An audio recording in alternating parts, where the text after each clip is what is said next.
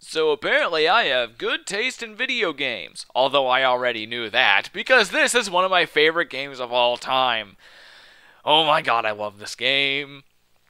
And it's weird because, this is going on at the same time as The Last of Us. And, okay, actually, well, wait, let me finish that thought. Or, Sega. I'll finish it once we get to the menu, because, I don't want to interrupt any intros. Oh, okay, here we go. It's just interesting to me that this is going on at the same time as The Last of Us, because that's such a complex story and everything. And it's good being, it's complex, but it's good. And this game is a lot more simple, but it's still really, really good, at least in my opinion. But anyway, let's keep going.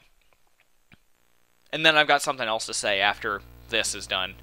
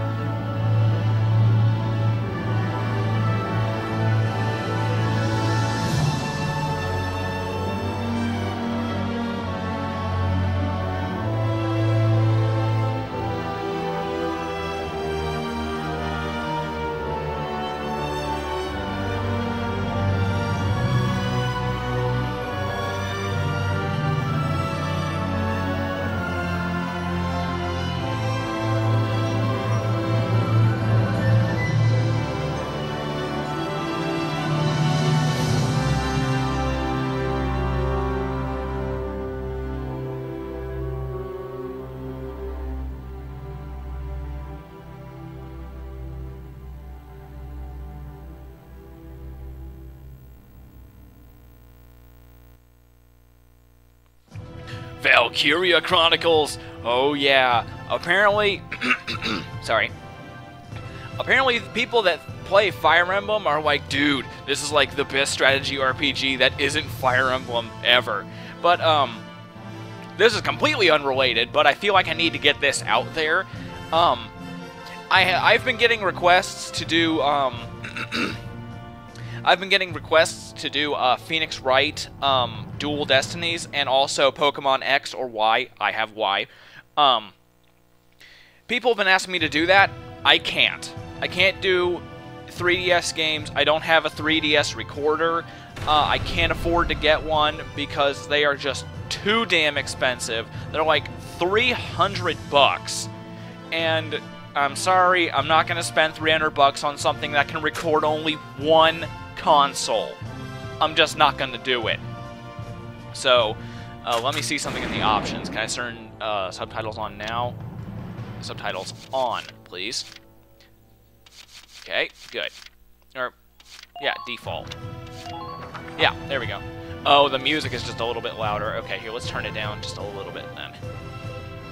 Even though the music in this game is amazing! Jeez, I'm sorry, I can't... My throat is, like, really being annoying right now. But okay, let's see. I guess let's just start. I don't really have anything else to say, so let's just do it. Okay, actually, you know what? I do have something to say. This is gonna kinda, sorta be like my, Actually, no, it won't be. I was about to say it's gonna kinda, sorta be like my Phoenix Wright stuff, where I don't talk much on my own, but Here's what this is going to be. This game is a collection of cutscenes and then levels.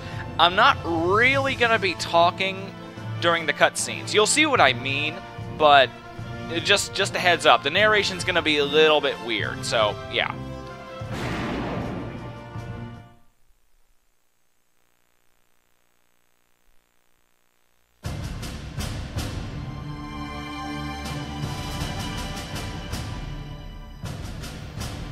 The year was 1935 EC. Two powers controlled the continent. In the east, the sun rose over the autocratic East European Imperial Alliance, otherwise known as the Empire. In the west, a network of loosely allied democracies formed the Atlantic Federation.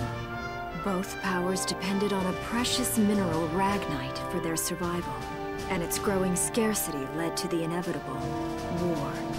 Hostilities began in the east when the Empire aggressively crossed their western border. The Atlantic Federation responded, and the Second European War was on.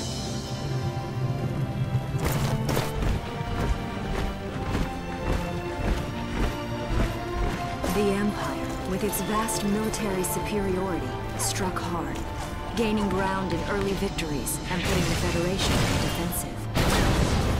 Emboldened by their progress and momentum, the Empire set their sights beyond the borders of the Federation. In neighboring Gallia, a peaceful principality along the sea, they found their next victim. Gallia had long maintained its neutrality in the tensions between the two superpowers. But the rich stores of ragnite under the Gallian soil proved too tempting for the Empire. It amassed troops along the eastern border and invaded with all the force of an avalanche.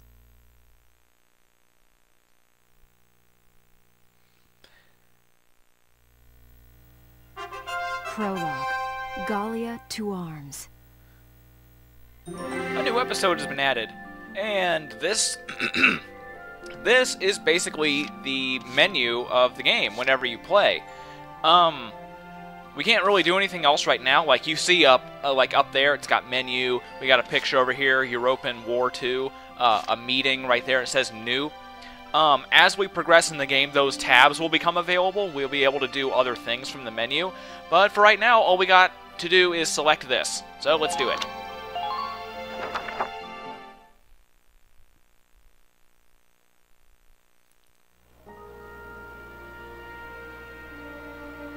March, 1935. Outside the Gallian border town of Brule.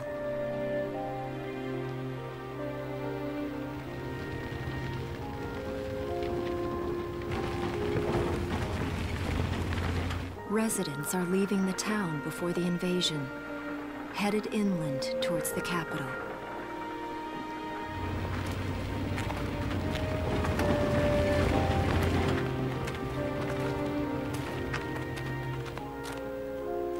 I haven't been down this road in years. It really hasn't changed very much.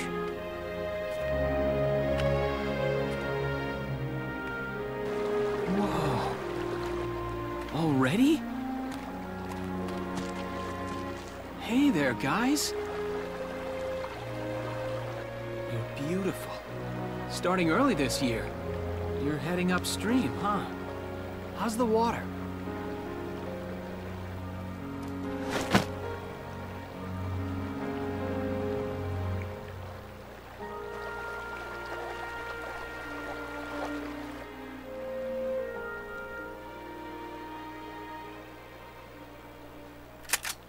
Freeze! Put your hands in the air. Slowly.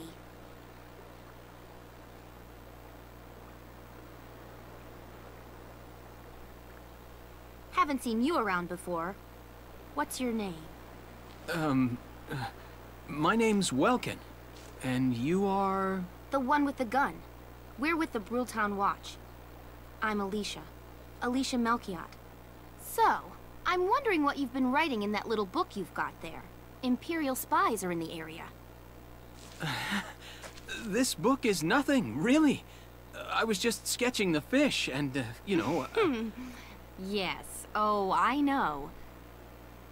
And you know there's a war on, don't you? All right then, Mr. Artist. We'll talk about fish sketching down at the station. Take him away.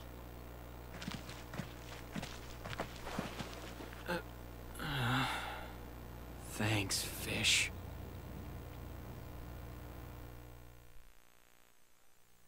Damn it, Alicia, you're a loose cannon! Whatever.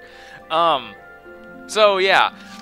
If you can't tell, and I know you probably can't, and the only reason I know is because I'm a complete nerd, Welkin is voiced by Dave Wittenberg, who did the voice of Teddy in Persona 4. So wrap your head around that! And also, Alicia is voiced by Colleen O'Shaughnessy, who did the voice of Genus in Tales of Symphonia. I told you I'm a gigantic nerd. But anyway, the Imperial attack. Let us view this episode.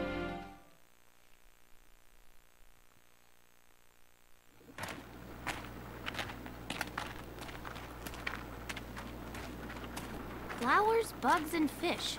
You're not bad with a pen, are you? I have to say, they're really very good. Thank you. So you see, I really was just sketching. Maybe. Or this could be some kind of secret code. And I intend to take my time finding out for sure. Great. Welks? Is that you? Isara! Oh, your timing is perfect. What have you gotten yourself into now, Welkin? Wait. Don't you live at the old General's house? That's right. I'm General Gunther's daughter, Isara. You do know everyone's supposed to evacuate, right? Yes, I'm aware of that. My brother's here to help me move to the capital, but that may be difficult. I mean, unless you're willing to let him go, that is. Huh?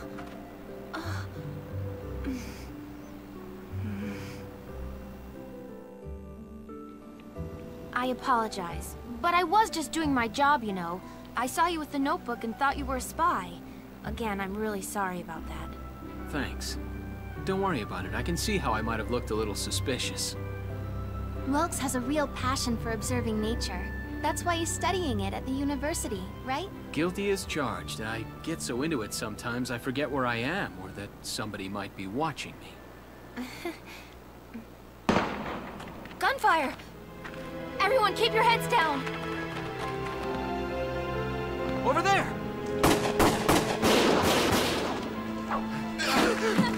Come on!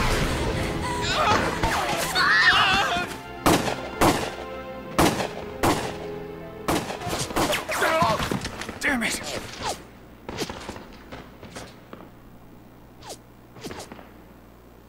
Welkin, you can handle a gun, right? Yeah. I mean, I made it through training anyway. Well, they're probably just a small scouting team. We should be able to take them out. I'm with you. Yeah, let's do it. Friggin' family murderers. Jeez. If they're just scouts, why are they openly attacking everybody? Alright, about saving the game. Open the menu, triangle, yada yada yada. So, I am actually going to do that. And actually, hang on just 1 second. I'm actually going to cut this saving out just in case there's spoilers of future levels. So hang on.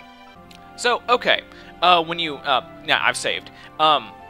One thing that's very important to remember, you should save from in between every single mission. Not every single one of these, not every single cutscene, because obviously you're not in danger, but yeah, you should save before every single engagement, so just keep that in mind. So, yeah. Anyway, let's do it.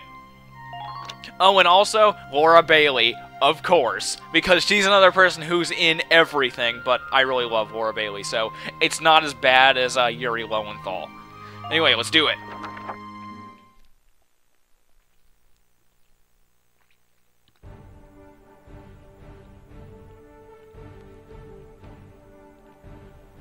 Okay, here's the plan. Okay, we've got to eliminate the Imperial scouts that are approaching Brule. We'll deploy here. We'll deploy from here and take out all three of them. Just cross the bridge and take them down as fast as you can. Our objective here is to eliminate all enemies. Let's take care of them one at a time, nice and easy.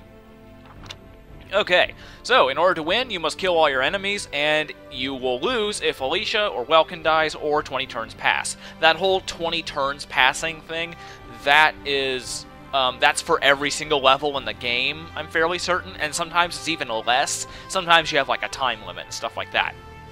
Now, just a heads up, I will probably be cutting before I'm able to finish this, so yeah. Anyway. Let's get started. Just stay calm and get it done. Yeah. So, normally we'd be doing more at that screen, but for right now we have a set number of units and stuff. So, yeah.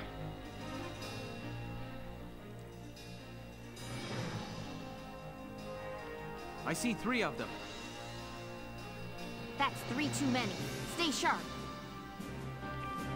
Okay. Listen a second. There's something I should explain. Now they're going to teach you all the controls and stuff.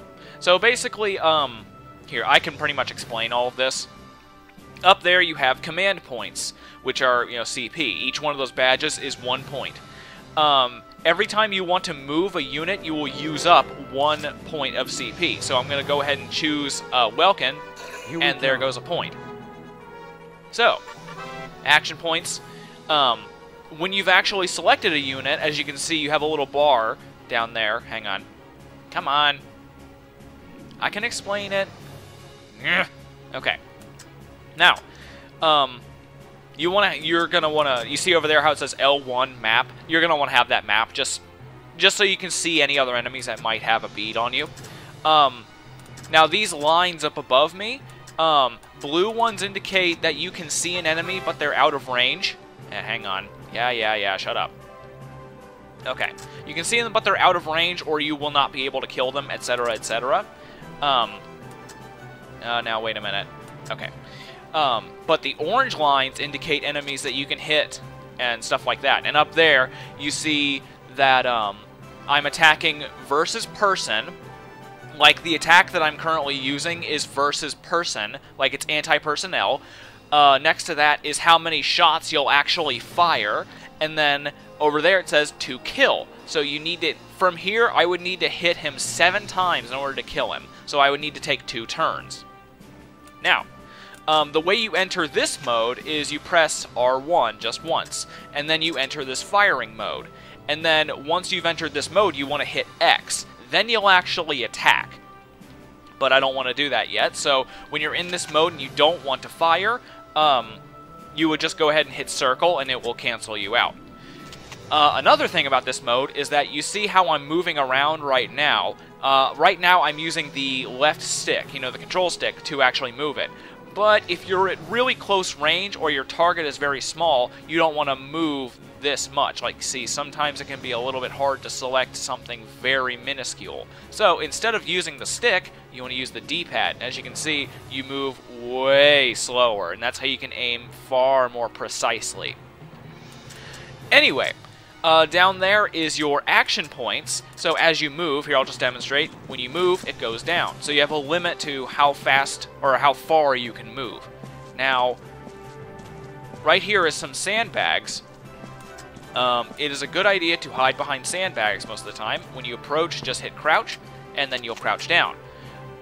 Sandbags, they will make it so that you take less damage, and you cannot be critically struck. But this applies to everyone. So if you want to shoot an enemy, they will take less damage, and you can't critically strike them. And critically striking. Sorry, this is a lot of stuff to explain, but I want to get most of it out of the way in one video. As you can see here, if I shoot this guy like in the back, I gotta hit him 7 times. But if I aim for the head, I only have to hit him twice. So that's pretty much a critical strike, just going for a headshot, or just aiming for an enemy's weak point. Now, something else you can do, you can climb over cover by running up against it. Now, if I were to run right now, you know how I was able to run before and I'm able to walk very slowly. When you're up behind an enemy like this, they have no... damn it, he heard me. See, when you get too close or you walk too fast, enemies will actually hear you and turn to attack you. Now, I'm kind of in a bad position here, because now that he's looking at me, he can see the attack coming, and he has a chance to dodge me. So let's see if I hit. Okay, yes, I did hit, so that's fine. ending actions. Now, when you, basically, with each... Yes! Yeah, say yes. When you attack, you cannot attack anymore. You see how there's a big X over my, my gun down there? And I'm currently hitting R1 and nothing's happening. So, you can only attack once. So, yeah. And using cover. I already explained how to use cover, so yeah. And I guess going a little bit more in-depth to cover, basically what I mean by you can't critically strike them, even if you shoot someone in the face, they will not take any extra damage from that. So, that's what that means. You literally just can't kill them that way. I mean, you can kill them, it's just they don't take any bonus damage. Multiple units can be moved in one turn, like this. I'm going to go ahead and select Welkin again. So, still crouching. And as you can see, my my action point bar is lower than it already was. Or, I mean, lower than it was before. It's not its full, you know, it's not full. And I'm going to go ahead and shoot this guy. Come on. Yeah! Good job! Awesome. Yes! You! So yeah, when you fire your gun, it's not 100% accurate. No gun really is. I mean, in this game, no gun is 100% accurate, so yeah. Now, and a very, very important thing to remember is that you can destroy cover. So, if you have enemies who are giving you a lot of trouble, and they're behind cover, later on we'll have grenades. And actually, I think Alicia already has a grenade right now. But if you use a grenade near cover, you destroy the cover, and they can't crouch behind it. So that's an important tactic if enemies behind cover are giving you trouble. You can move units multiple times, and now, you see over there by my gun, you see how there's a black square and a little infinity sign right there? That means I can use this gun an infinite amount of times. Later on, we're going to have units that have limited ammunition per turn, and they only get back one bullet per turn. So, sometimes you're going to need to be careful about how much ammo you use every turn. So, let's see if I get lucky. Okay, good. I'm always nervous they're going to dodge me. Operation complete! All in one turn. So yeah, I'm amazing. I don't see any more of them. Okay, so, as you can see, I got the base results. It's basically what you get no matter what you clear. No matter how long it takes you to clear the mission, that's always what you get. You always get 80 experience and 200 DCT, which is basically just money. And then the clear bonus, because I managed to do it in one turn, I got an A rank, which is the highest, and I got double the base result again. So instead of just getting 80 and 200, I got 240 and 600. So you want to clear these missions as fast as possible. Although, you don't need to worry if you can't, because later on we'll have access to something that lets us repeat missions. So, yeah. But okay, sorry to talk your ear off with a too big, long-ass tutorial, but I'm going to go ahead and end it off because this is getting pretty long. So, next time on Valkyria Chronicles, or Valkyria Chronicles as everybody else calls it, we will watch A Hilltop Promise. So, see you then.